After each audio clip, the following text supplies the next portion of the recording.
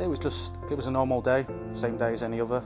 Get up, drive to work, go in, sign on the permit, get all your documentation for the job. You make sure all the permits in place, the risk assessment's in place, everyone has a discussion before we go out on the job, so everyone knows what stage we're at.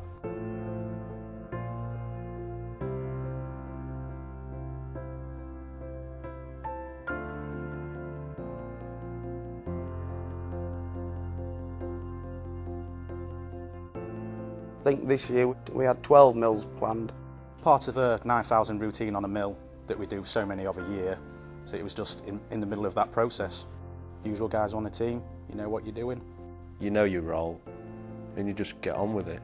The procedure that we were doing at the time of the accident was lowering the chute down from the feeder level at 40 foot down onto the mill body. We have to lower it down vertically, but we can't get it over the scaffold in a vertical position, so it gets lowered into the mill body, re-rigged with different rigging gear, lifted up to a horizontal so it will go over the handrail of the scaffold, then lowered down into the mill bay to be taken away.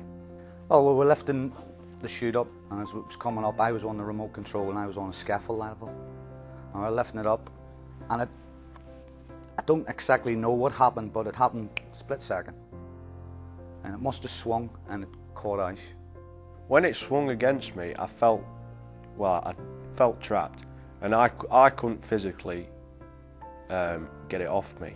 After hearing him call out, I realised that he was trapped.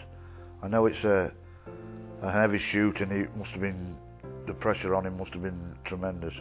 So I ran over, stepped over, and physically pulled the chute away off his head, and then he dropped. I was probably the second person to get to him, and the first aider was in, and I shot off and rang the control room, emergency. Before I get down, Sean had got ice off the mill, and I went round to see ice, and there was blood coming out of on his ears. So I was, and the time I got round there was the first aider there too. And round, he asked him, was he alright? Obviously he was shocked, and thankfully he said to me, yeah, I'm alright. And to be honest, me personally, I felt sick, I was terrified. I just wanted to get out of the way. I got out of the way for the sake of the first aiders too. And to be honest, I went out and had a cigarette, and I was shaking like a leaf, because it gives you a bloody scare. I was really scared at one point. The amount of pressure that was on my head, I had a moment where I thought it was going to crush me. Game over. Yeah. He could have been killed, simple as. And it's only that split second. I couldn't believe it happened, because we'd done so many as well. Ashley was placed onto a stretcher with the first aid team and then taken as quickly and as safely as possible to the air ambulance. And then I was airlifted to Nottingham Hospital. I had an MRI scan, and that came back all right. I had to have 15 stitches in my left ear, and it took a chunk out the top, so I had 15 in that side. And then I had a hole that went through the cartilage in this ear, so I had 3 stitches to close that hole up.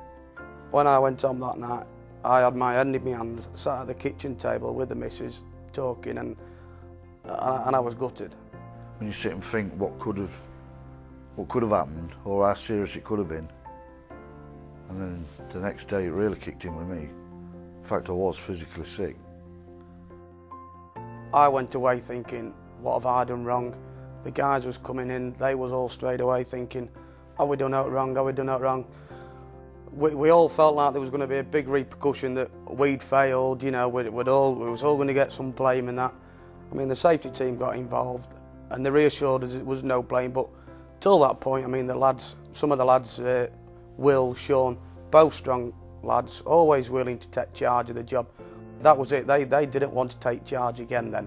Andy Richardson came down at one point and reassured them, lads, this is not a blame culture, this is just for this incident not to happen again. With the nature of the environment we work in, it's dangerous. Every part of the job we do, there's an element of danger. Obviously, we do our best to eliminate these dangers, but there is always going to be an element of risk and a hazard there, because we can't remove them completely. We just have to get to a level where we can make it as safe as we possibly can, which is what we've done with this accident. We changed the process of what we do. The group of lads that was involved in the accident got together with the safety team, and we looked at a better way of doing it so it comes straight out horizontally, so there's no chance of chopping anybody in there. I mean, we thought it was pretty safe before, But now we've found a new way. Nobody will ever be inside the mill when we're lifting that chute out again. I'm just glad he's back, you know, I mean, you can see, I mean, he's his old self again. You wouldn't know he'd had any injuries, really. I just want to thank everybody that looked out for me and helped me and made sure I was all right. Brilliant to see Ice back at work. Thank God he's fine. He's back to his normal self, having a laugh and taking the mick. But he's a good lad and he's all right, that's good. That's the main thing.